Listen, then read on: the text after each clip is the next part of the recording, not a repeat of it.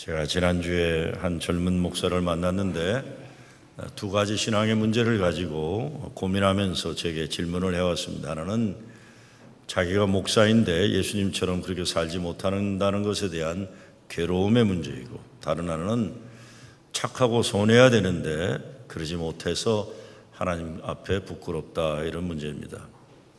어떻게 하면 예수님처럼 그렇게 살 수 있겠느냐, 저한테 질문을 합니다. 첫 대답은 너무 애쓰지 마라 그랬습니다. 너무 괴로워하지 말아라 그런 겁니다. 그리고 그 다음 말은 예수님만이 예수님이시다. 아무도 예수님 대신할 수 없다 그랬습니다. 예수님 제자가 된다는 것, 예수님 말씀에 순종하고 살아야 하는 사명이 분명히 있습니다. 그러나 그렇다고 해서 인간 그 누구도 예수님이 될 수는 없습니다. 오히려 예수님은 그렇게 살지 못한 부끄러운 인간 베드로에게 찾아오셔서 부활하신 다음에 내가 나를 사랑하느냐 이렇게 물으셨어요. 너 왜 나처럼 살지 못하냐? 왜 나처럼 죽지 못했냐? 이렇게 묻지 않으십니다. 우리가 가져야 할 신앙의 첫 관심은 예수님 사랑하는 겁니다. 예수님처럼 살아야 한다, 죽어야 한다, 이런 것 아무리 좋은 뜻으로 고민한다고 해도 이거 잘못하면 율법입니다. 이것도 나에게 요구되는 것은 예수님 사랑하는 것입니다. 예수님 십자가 구원의 은혜에 감사하는 거예요. 내가 예수님처럼 살지 못한다고 고민하느라 애쓸 시간이 있으면 십자가 용서받은 기쁨과 감사로 행복하게 살아야 합니다. 종교적인 애씀이 이게 결과적으로는 바리새인 되는 첩경입니다. 제가 너무 괴로워하지 말아라 다음에 준 말은 십자가 달려 죽는 것은 예수님 한 분이면 족하다 그랬어요. 너까지 죽어야 한다고 난리치지 말아라 그랬어요. 피곤하다 그랬어요. 넌 그저 예수님 사랑하고 감사하고 행복하게 살아라 하는 겁니다. 그렇게 말하는 이유는 단순합니다. 구원받음이 기쁨이어야 하기 때문에 그래요. 예수 믿는 것이 행복해야 되기 때문에. 괜히 그냥 애써서 몸부림치는 거, 이거는 보기가 자연스럽지가 않은데 너무 종교적인 부자연스러움이 많아요. 예수 믿는 행복이 세상 쾌락 아니고 세상 자랑, 세상에 누리는 부귀영화는 아닙니다. 예수 믿는 것은 죄에서 자유하는 것이고, 죽음이 우리의 두려움이 아니라 죽음을 이기는 주님 사랑 안에 사는 것이고, 육신의 생명이 끝나면 천국 영생 누리고 부활 승리를 사는 겁니다. 율법이 아니라 복음입니다. 영원히 그렇게 살지도 못할 것이면서 못 사는 것을 괴로워한다는 것 잘못하면 이거 위선입니다. 거꾸로 마치 자신이 자기 노력으로 그런 경지에 이르고 있다고 여긴다면 이거는 교만 중에도 큰 교만입니다. 제가 1980년대 초반에 시카고 대학 교회를 개척했습니다. 주로 대학원에 유학을 온 학생 가족들이 교인이었어요. 그 당시 김재하 시인이 쓴 오적이란 거기에 관계되는 사람들이 제일 많아요. 당시에 노태우 대통령 딸도 와 있었고, 최태원도 와 있었고, 서울시장 오치정 씨 아들도 와 있어요. 그러니까 김재하가 얘기하는 이 독재 그룹의 자녀들이 제일 많이 와 있던 게 시카고 대학이었어요. 대학원생들 중심으로. 근데 대학원에 유학원 학생 가족들이 교인이었는데 공부가 힘들기도 했지만 그 당시 대한민국이라는 나라도 어려웠는데 개척까지 얼마 되지 않았는데도 한 70명 모여가지고 진짜 재미나게 잘했어요. 되게 대한민국에서 가장 좋다는 대학 출신 대학원생들이 와 있으니까 매길 안 해도 알아서 잘 굴러가는 그런 교회였어요. 저는 제가 목회를 참 잘했다고 생각했습니다. 난 내가 목회를 잘하나 보다. 이렇게 실력이 출중한 교인들을 내가 이렇게 하고 목회를 하나 보다 생각했어요. 훗날 제가 애틀랜타에서 목회할 때 한국에 나가서 크게 성공한 집사 한 사람이 저를 찾아왔어요. 반갑게 만나서 이야기를 하는데 그 집사님이 이런 말을 합니다. 네, 목사님, 이제는 말씀드릴 수 있을 것 같아서 말씀드려도 될까요? 그랬더니 뭔데? 그랬더니 근데 그때 참 우리 힘들었습니다. 그래요. 뭐가 힘들었어요? 행복하지 않았어요. 그랬더니 목사님 힘들었어요. 특별히 절기 때만 되면 힘들었대요. 크리스마스 때, 감사주일 때, 부활주일 때 참 힘들었대요. 뭐가 힘들었냐? 목사님은 부활주일 날도 5.18 광주 얘기하면서 우시고 전두환 타도 설교하시고, 추수감사절 날도 5.18 얘기하면서 우시고 전두환 타도 얘기하시고, 크리스마스 때도 5.18 광주 얘기하면서 전두환 타도를 얘기하셨대. 그리고 혼자 울었대 늘. 목사님 그럴 때마다 우는 거 보기 참 힘들었습니다. 그래. 내가 진짜 그랬단 말이야. 예.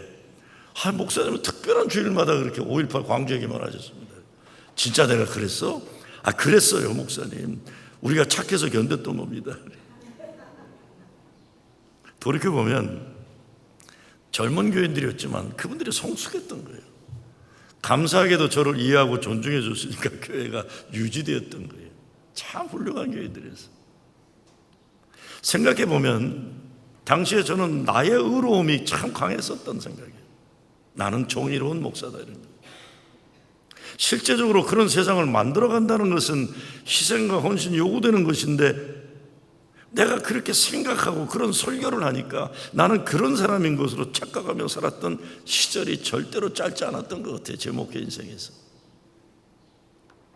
무엇보다 괴로워하고 아파하고 몸부림치는 것이 설교라고 여겼던 것 같아요. 그래야 신앙 양심 있는 목사라고 생각했던 것입니다. 그러다 보니까 감사하고 기뻐하고 하나님께 영광 돌리는 예배를 제대로 드리지를 못했다는 반성을 하게 됩니다. 사회 정의나 민주화나 통일이나 이것이 잘못된 것이 아니죠. 그러나 어떤 것이라도 십자가 구원의 기쁨과 죽음을 이기는 부활 승리의 고백이 없으면 자기 선함과 정의로움에 빠지는 좌파 바리새인이 되는 첩경이 여기 있어요. 바리새인은 저 하나하나 다 있는 겁니다. 예배의 기쁨이 없으면 이게 율법주의자가 되는 거예요. 좌의 율법이나 우의 율법이나 똑같아요.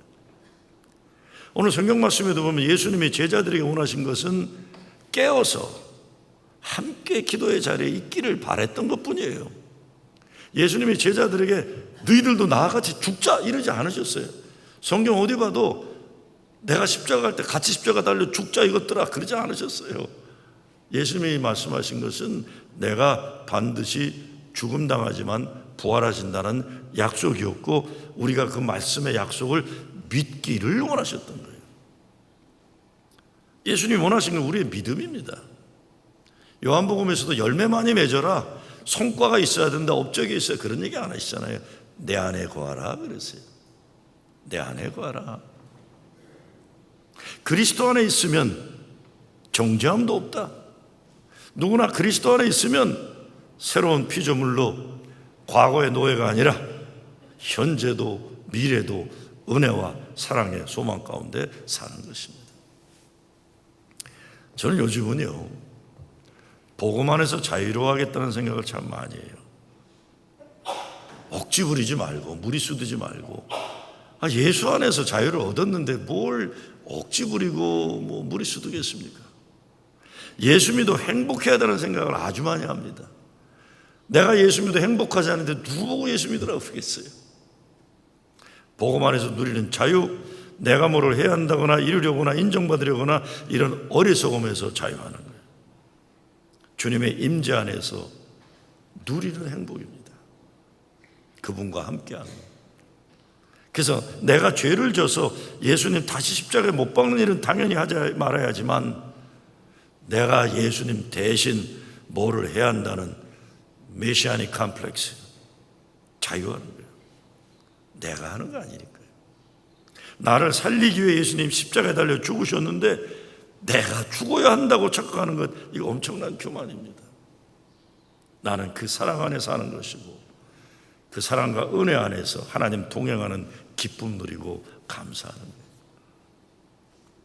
그래서 저는 신앙의 성숙을 내가 뭐 한다는 삶의 실천보다 주님과 함께함, 동행함에 두고 싶어요. 뭘 한다는 것보다 중요한 것은 그분과 함께 동거함과 동행함이에요.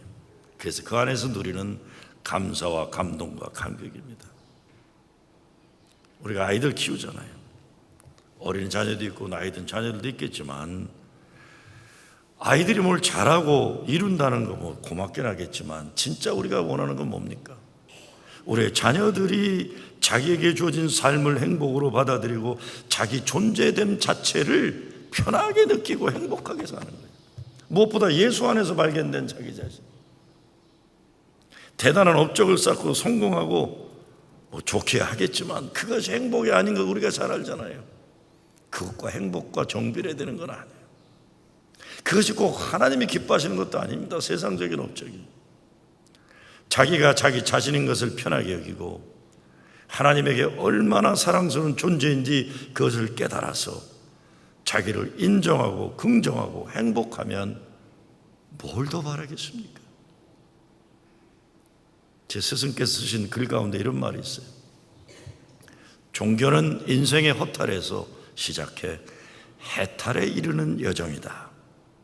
무의미를 탈출하여 무아에 도달하는 장도이다.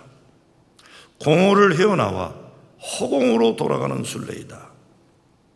다시 말해 종교는 자아 발견의 씨가 떨어져 자기 초월의 꽃을 피우는 과정을 이름한다 그랬어요. 이를 존재의 뿌리와 날개라고도 한다 그랬어요. 생각해 볼 내용이에요. 인생은 하나님이 만드시고 기뻐하신 나라는 존재가 살아나는 것인데 진정한 나라는 존재를 잊어버리고 살면서 정신없이 사는 게 잘하는 줄 알고 헛되고 부질없는 일에 열심히 뛰어다니면 그건 허탈이에요. 무의미고 허망함입니다. 우리가 찾아야 하는 것은 계속해서 껍데기를 벗고 또 벗으면서 거듭 다시 또다시 하나님이 만드시고 기뻐하신 나를 찾고 찾는 것, 이게 해탈이에요. 나를 비움으로 지극히 겸손해져서 하나님이 들어오실 내 인생의 거룩한 공간을 남기는 것, 이 자아 발견과 자아 초월에 열리는 겁니다. 허탈에서 해탈로, 공허에서 허공으로 들어가 자기 발견과 자기 초월의 경지에 이르는 노력이 우리에게 필요한 것입니다. 그런데 이런 노력이란 우리 예수 믿는 사람들에게 있어서는 예수님 십자가에서요 자기 발견과 자기 초월이에요. 그래서 바울이 뭐라고 합니까? 나는 그분에게 발견됨을, 그분을 아는 것이 내 인생의 최고의 행복이다 그랬어요. 다른 거는 헛된 분토와 같이 여긴다. 벌써 오래전에 유행하던 가시나무란 노래를 만든 사람이 자기와 하나님의 관계를 표현했던 노래입니다. 내 속엔 내가 너무도 많아 당신의 쉴 곳이 없네.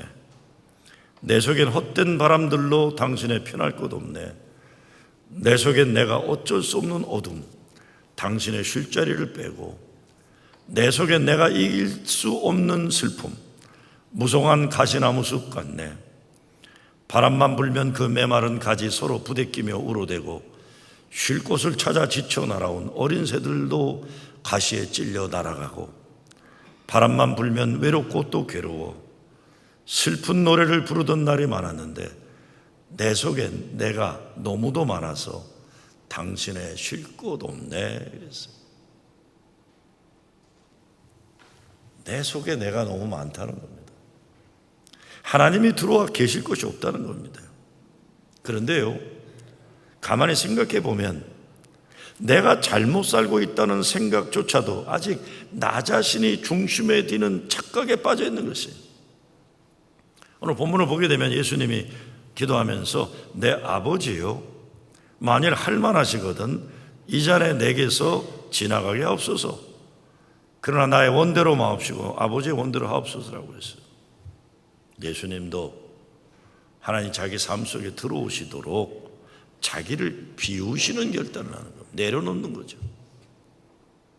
그러니까 나의 문제로 내가 고민하는 것으로만 되면 삶이 변화될 수 없는 겁니다. 내가 해야 하는 것은 내가 나를 바꾸려고 몸부림치는 것이 아니라 내 안에 하나님이 오시도록 나를 겸손하게 비우는 가난한 심령 되는 겁니다.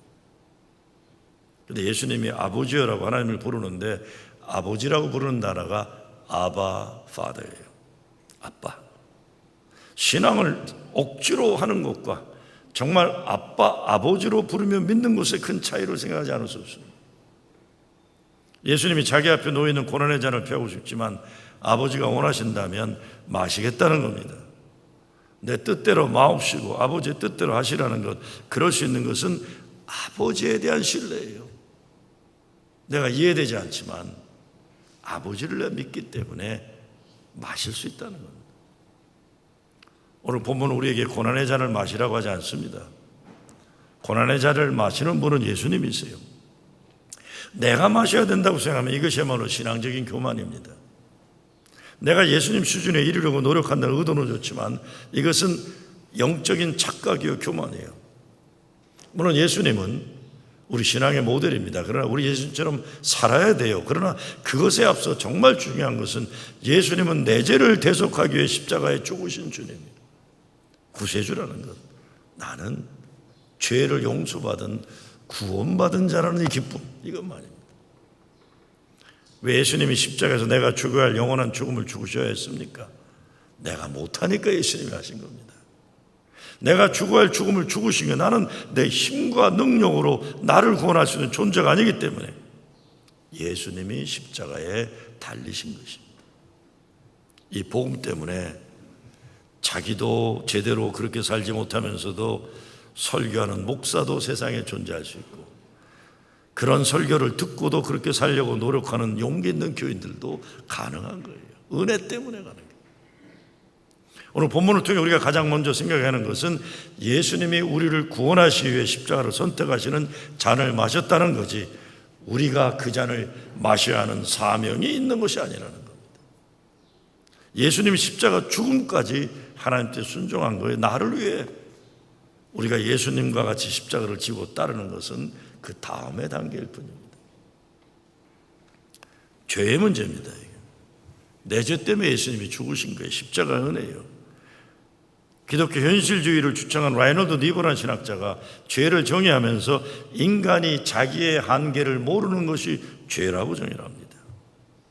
인간이 한계를 부정하는 죄, 결국 교만이라는 거죠. 그런데 이 한계가 인간이 하나님처럼 되려는 겁니다. 이것이 때로는 인생의 때가 되면 떠나야 한다는 죽음을 인식하지 못하고 사는 교만이에요. 자기 마음대로 생명을 주장할 것 같이 사는 것이 죄라는 거예요. 하나님이 하루하루 순간순간 생명을 허락하시기에 사는 것인데 은혜의 선물로 감사로 살지 못하는 것, 내가 뭘 할 수 있다고 생각하는 겁니다. 제가 지난 주간 한국에 있으면서 많이 생각한 것 가운데 하나가 대한민국에 애국하겠다는 사람들이 너무 많다는 거예요. 애국하겠다는 사람들 때문에 나라가 시끄럽더라고요. 또 교단을 목숨 걸고 지키겠다는 사람들 때문에 교회가 어지럽더라고요. 계속 재판이에요. 내 조국 기독교 대학은 계속 재판이더라고요. 왜? 자기가 옳기 때문에, 자기 뜻이 돼야 되기 때문에. 그런데요, 제가 미국에 46년간 살아가는데 요즘처럼 미국 사람들이 애국심 높은 거 본 적이 없어요. 근데 그 애국심이라는 게 나라를 어렵게 하고 많은 사람들 아프게 하는 애국심이에요. 미국을 사랑한다고 하는데 어떻게 보면 미국을 하나님 축복의 나라로 만들지 못하고 저주하게 만드는 부끄러운 나라로 만들겠는 거예요. 성조기는, 태국기는 여기저기 흔들어대는데 그 애국심이라는 것이 나라를 사랑하는 게 아니라 그 땅의 사람들을 두렵게 만드는 거예요. 백인 민족주의 미국은 인종차별적이고 반이민 문화 공포사회를 만들어내고 있어요. 이런 못난 백인 민족주의 인종차별 운동에 교회들도 동조하고 동참하고 있는 거예요. 이런 기가 막힌 현실 때문에 미국의 젊은이들이 교회를 대거 떠나고 있어요. 이게 교회냐 이렇게 됩니다. 한국에도 보니까 애국해야 한다고 정치 참여하는 목사들 가만히 보면 이게 목사라고 하기 어려운 사람들이에요. 이게 방송에 나가니까 다시 한번 얘기합니다. 애국한다고 난리치는데 목사라고 하기 어려운 사람들이 정치 집단 만들어가지고 나라를 어지럽히고 있어요. 존 휴잇이라는 사람이 애국이 뭐냐를 이렇게 말합니다. 애국은 그 나라가 좋은 마음 또는 제대로 된 마음을 가지도록 하는 것이에요. Patriotism is keeping the country in good heart. Keeping the country in good heart. 나라가 나라 되도록 진짜 이 나라 건국의 이념을 이루기 위해서 세상에 상처 입은 자들, 어려운 자들이 이 나라를 찾아올 때로 이민의 문을 활짝 여는 게 이 나라의 마음이에요. 이것이 건국의 이념이에요. 종교의 자유가 있어서 타 종교를 비판하거나 탄압하지 않는 것이 이 나라 건국의 이념이에요. 누구나 이 땅에 이 나라 오면 꿈을 키워나갈 수 있는 그 상을 만들어주는 게 건국의 이념이에요. 백인들의 민족 이기주의로 인종차별적 이건 이념, 이건 애국심이 아니라는 거예요. 교회도 진정 애국하는 교회 되려면 예수님 마음과 뜻을 가지는 겁니다.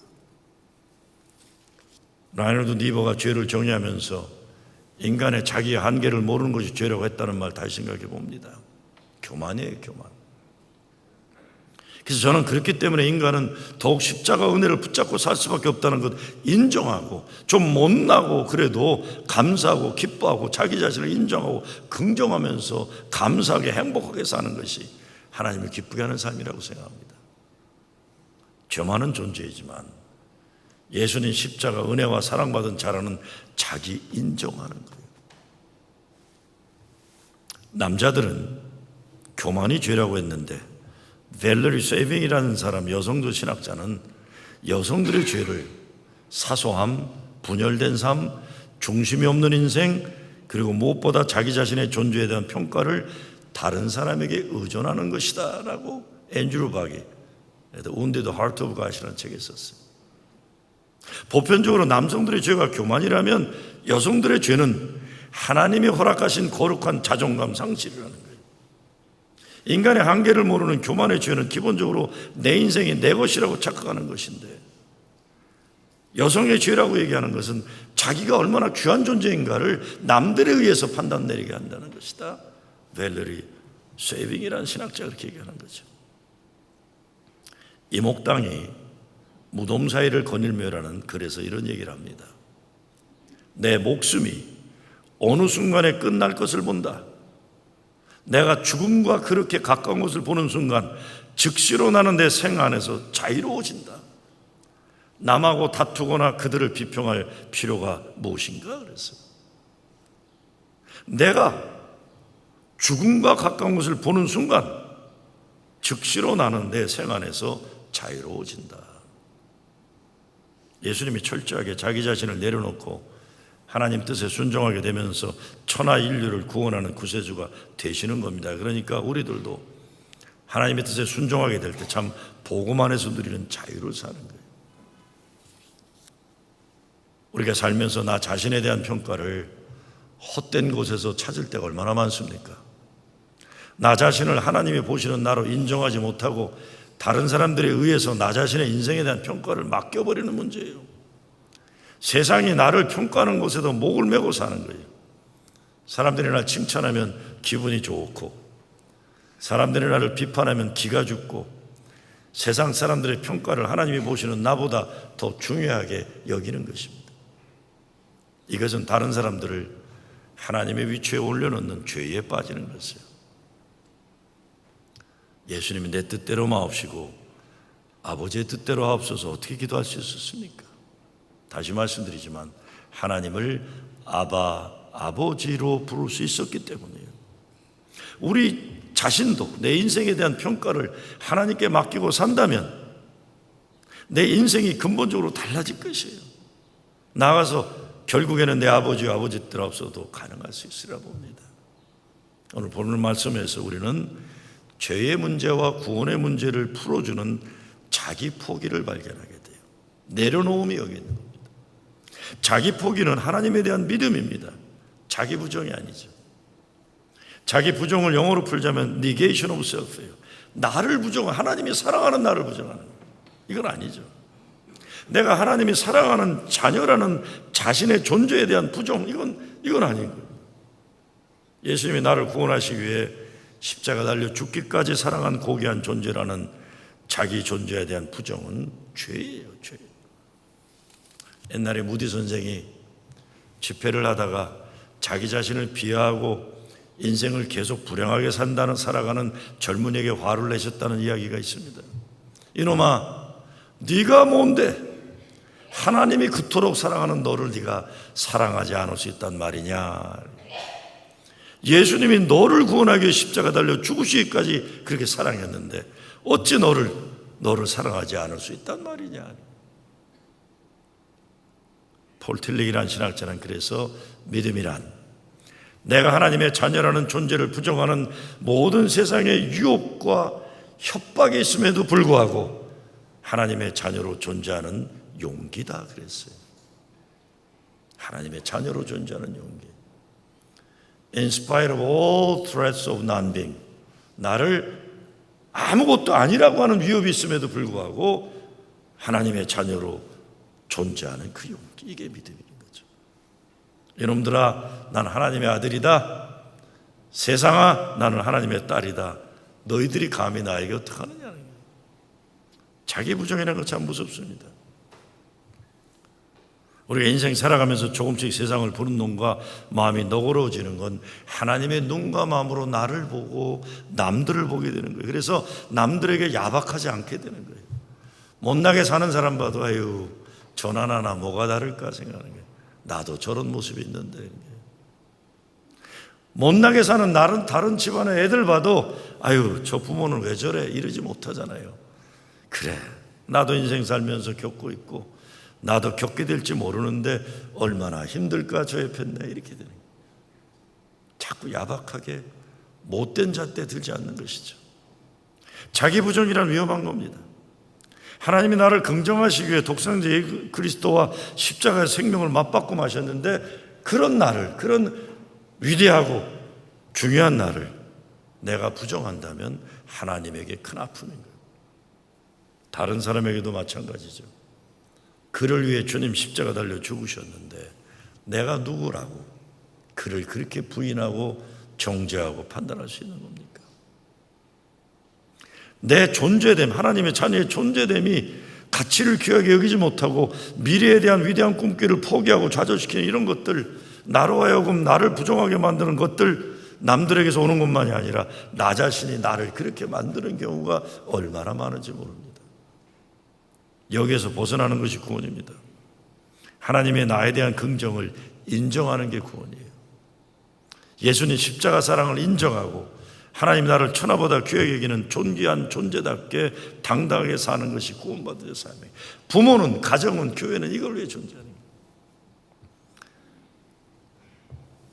세월호에 대한 책을 읽다가 세월호의 트라우마를 이겨내는 상담하는 사람의 책을 읽다 보니까 어느 고등학생 아이의 얘기가 나와요. 긍정의 주요성. 이 아이가 학교에서 다른 아이들과 문제가 있어서 상처를 입고 왔는데 상처를 입고 딸이 왔는데 엄마는 자꾸 딸이 잘했다 못했다 야단치고 너는 이래야 된다 저래야 된다 가르침을 주니까 딸아이가 가만히 있다가 이렇게 엄마한테 외치는 거예요. 엄마는 그러는 거 아니잖아. 그랬대. 엄마는 그러는 거 아니잖아. 내가 세상에 어떻게 살아왔어도 엄마만큼은 내 편이 돼줘야지. 엄마는 그러는 게 아니잖아. 왜 이게 이렇게 어려운지 몰라요. 가정에서 교회에서 잣대질하고 평가하고 정죄하고 이거 아니에요. 나 같은 죄인을 용서하기 위해서 십자가 달린 주님의 피의 공로로 만들어진 게 교회인데 그래 괜찮다. 긍정해 주는 거죠. 예수님이 널 사랑하신다. 가정도 마찬가지죠. 이래야 된다, 잘해야 된다, 못해야 된다. 너는 기준을 자꾸 세우는 게 아니라 그래 괜찮다. 나는 너를 사랑한다. 두 번째, 자기 포기가 있을 때 하나님 우리에 대한 긍정이 가능한 겁니다. 하나님 우리를 위해 하시는 역사가 바로 하나님의 자연인 우리를 부정한 세상을 부정하는 거예요. 이것이 예수님 십자가 사건이에요. 제가 우리 아이들도 사랑하지만 목사로서 교회 아이들 보면 저는 아이들에게 이래야 저런다 저래야 잘 안 해요. 그냥 보면은 껄렁썰렁하고 뭐 보면 알죠. 뭐 고트라는 거 보면 애가 좀 껄렁한 건 알죠. 그러면 그래도 그럴수록 그냥 눈 맞춰주고 어깨 붙잡아주고 쳐주고 긍정하고 싶은 거예요. 괜찮다. 교회에 왔으면 예수님 십자가 긍정을 서로 확인시켜주는 게 교회지 교회까지 와가지고 얘는 잘났고 얘는 못났고 얘는 얼마나 똑똑 얘는 얼마나 못났고 이거 하려면 교회에 뭐로 오겠습니까? 괜찮다. 긍정은 포기하지 말아라. 하나님 너 사랑한다. 제가 공항에서 이제 책을 몇 권 사는데 그 중에 사실 30분 안에 읽은 책이 하나 있어요. 김창옥이 쓴 지금까지 산 것처럼 앞으로도 살 것인가라는 책에 여러 가지 말이 나오는데 그 중에 이런 글이 하나 나오더라고요. 아무리 넘어져도 끝까지 포기하지 말아야 할 것, 나 자신이라고 그랬어요. 한번 따라해 보실래요? 아무리 넘어져도 끝까지 포기하지 말아야 할 것, 나 자신이에요. 왜? 하나님이 날 사랑하니까. 하나님이 날 사랑하니까. 이게 하나님의 긍정이에요. 십자가 구원의 은혜예요. 구원받은 사람들은 이 긍정받은 자신감과 자긍심을 가지고 사는 사람. 그래서 예수 십자가 때문에 사도 바울이 우리가 사방으로 우겨쌈을 당하여도 쌓이지 아니하며 답답한 일을 당하여도 낙심하지 아니하며 핍박을 당해도 버림받지 아니하며 거꾸로됨을 당하여도 망하지 아니하고 우리가 항상 예수 죽인 것을 몸에 짊어지면 예수의 생명도 우리 몸에 나타나게 하렵니다. 이 십자가가 예수를 그리스도로 고백하는 성도들에게 하나님의 위대한 능력이라고 고백하는 거예요. 그래서 마지막으로 우리 예수 믿는 사람들의 궁극적인 신앙의 목표는 내 뜻을 주님 앞에 굴복할 수 있는 거예요. 왜? 믿기 때문에. 그 아버지를 믿기 때문에. 그 아버지를 신뢰하기 때문에. 이것을 영어로 letting go and letting God이에요. negation of self는 자기 부정이지만 letting go는 내려놓으면 자기 포기예요. 이것이 예수님이 하신 겁니다. 자기 포기에 따라하는 것은 하나님의 뜻에 순종하는 하나님에게 붙잡힌 바 되는 삶이에요. 하나님의 뜻대로 내려놓는다는 거예요. 제가 설교 말씀을 시작하면서 제 80년대 20대 중반 제 목회 이야기를 드렸어요. 아무리 선하고 정의로운 뜻이라고 해도 내 뜻은 내 뜻이에요. 하나님의 뜻이 아니에요. 내 뜻을 하나님의 뜻 아래 내려놓아야 되는 겁니다.